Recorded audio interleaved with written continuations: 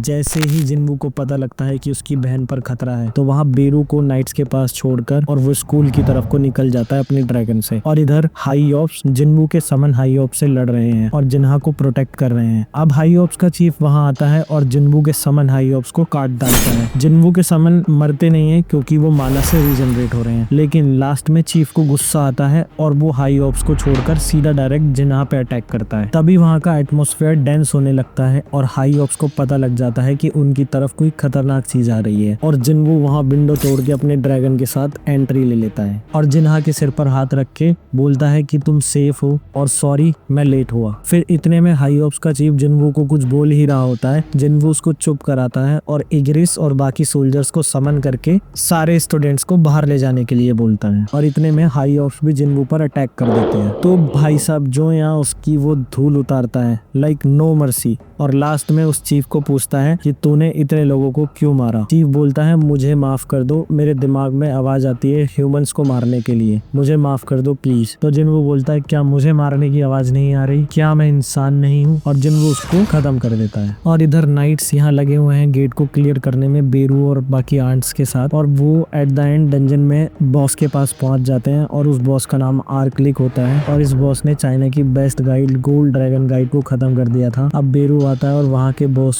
बेरू को बोलता है कि तुम शैडो आर्मी में हो तो मोनार्च की आर्मी हम पर अटैक क्यों कर रही है? बेरू बोलता है क्योंकि हमें चुना गया है और तुझे नहीं। बॉस बोलता है मैं मोनार्च से इसकी कंप्लेंट करूंगा और बेरू बोलता है तू मरने वाला है और उसको एक ही हिट में खत्म कर देता है जिससे उसके बाकी सोल्जर्स भी खत्म हो जाते हैं। अब चेयरमैन को स्कूल की खबर पता लगती है तो वो वहां जाता है और जिन्वू को अपनी कार में बिठाकर उसको बताता है कि गेट्स पहले की कंपेयर में अब बहुत ज्यादा आ रहे हैं और इस वजह से सारी कंट्रीज तुमको असाइन करना चाहती है। मैं उनको नहीं रोक सकता, लेकिन कोरिया में पहले 10 एस रैंक हंटर थे तुमको मिलाकर और अब 2 मारे जा चुके हैं और अब हम तुमको भी खो नहीं सकते। तुमको क्या चाहिए ये बताओ रुकने के लिए। जिन्वू वहां रुकने के लिए बस एक शर्त कहता है कि मुझे हर एक डंजन अकेले जाने की परमिशन दिलवा दो तो मैं यहाँ से कभी नहीं जाऊंगा और 1 मैन आर्मी की तरह रहूंगा। चेयरमैन बोलता है ये नामुमकिन नहीं है, ये मुझ पर छोड़ दो। चेयरमैन एसोसिएशन में जाकर सबसे बात करता है जिन्वू को अकेले डंजन में जाने देने के लिए और उन्हें किसी तरीके से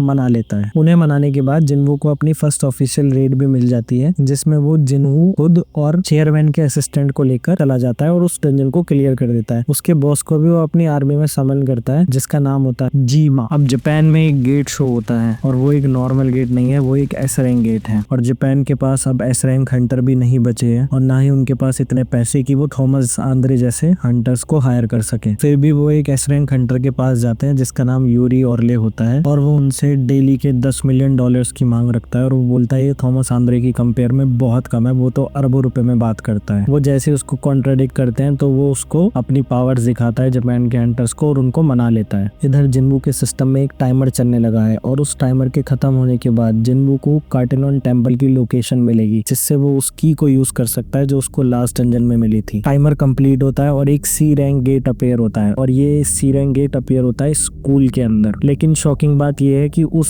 सी रैंक गेट के अंदर एक छोटी सी टीम ऑलरेडी जा चुकी है, पर जिन्वू जब वहां पहुंचता है तो वो भी उस डंजन के अंदर चला जाता है और उन हंटर्स को बोलता है कि तुम लोग यहाँ से वापस चले जाओ बिकॉज ये एक डबल डंजन है, अगर तुम यहाँ से बाहर नहीं गए तो तुम मारे जाओगे और जिसके पास इसकी चाबी होती है वही इस डंजर में सर्वाइव कर सकता है। लेकिन वो लोग मानते नहीं है और वो जिन्वू को बोलते हैं कि हम भी अंदर आएंगे। तो जिन्वू कार्टेनॉन टेम्पल की को यूज करता है और उस गेट को ओपन करता है। एक हंटर अपने आप को हीरो समझ के जैसे ही वो आगे बढ़ता है तो वो पत्थर की मूर्तियां जो थी वो उस पर अटैक करती है। जिन्वू उसे बचाता है और बाहर फेंक देता है, बोलता है कि तुम लोग यहाँ से चले जाओ और वो गेट बंद हो जाते हैं और वो हंटर्स भी वापस चले जाते हैं और वो हंटर एसोसिएशन को बता देते हैं जाके कि वहाँ पे डबल डंजन गेट ओपन हुआ है और जिन्वू अपने सबसे खतरनाक एनिमी के सामने अब खड़ा है जिसका नाम है द ऐशबॉर्न।